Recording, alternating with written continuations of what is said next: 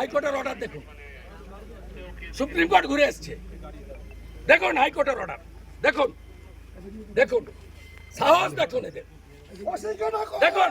কোলাঘাটে রাজ্যের বিরোধী দলনেতা শুভেন্দু অধিকারীর ভাড়া বাড়িতে হানা দিয়েছে পুলিশ। তদন্তকারীদের দাবি এক দুষ্কৃতীর সন্ধানে গিয়েছিলেন তারা। যদিও বিরোধী দলনেতা গোটা ঘটনায় ক্ষোভ প্রকাশ করে বলেছেন তিনি মুখ্যমন্ত্রী মমতা বন্দ্যোপাধ্যায় এবং তৃণমূলের সাধারণ সম্পাদক অভিষেক বন্দ্যোপাধ্যায়ের অত্যাচারের শিকার। শুভেন্দুর ভাড়া বাড়িতে যেতে পুলিশের সঙ্গে বিজেপি কর্মীদের হাতাহাতিও হয়। তিনি বলেছেন এই নিয়ে নির্বাচন কমিশনের দ্বারস্থ হবেন তিনি। মঙ্গলবার সন্ধ্যেবেলা আচমকায় কোলাঘাটে শুভেন্দুর ভাড়া বাড়িতে হানা দেয় পুলিশ। বিরোধী দলনেতার অভিযোগ এদিন তার বাড়িতে 70 থেকে 80 জন পুলিশের দল যান। এই ঘটনার খবর পেয়ে কেশপুর থেকে সরাসরি কোলাঘাট থানায় যান বিরোধী দলনেতা। থানার সামনে বিক্ষোভ দেখান বিজেপি কর্মী সমর্থকরা। আইনি পথে লড়াই হবে বলেও হুঁশিয়ারি দিয়েছেন শুভেন্দু অধিকারী।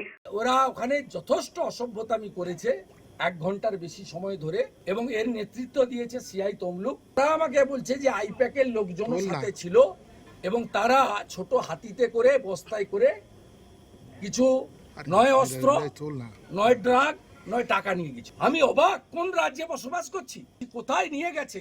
ইলেকশন কমিশন কেন সৌরভ চিনা এবং সিআই তমলুককে সাসপেন্ড করবে না? আমি ইলেকশন কমিশনে কমপ্লেন করছি।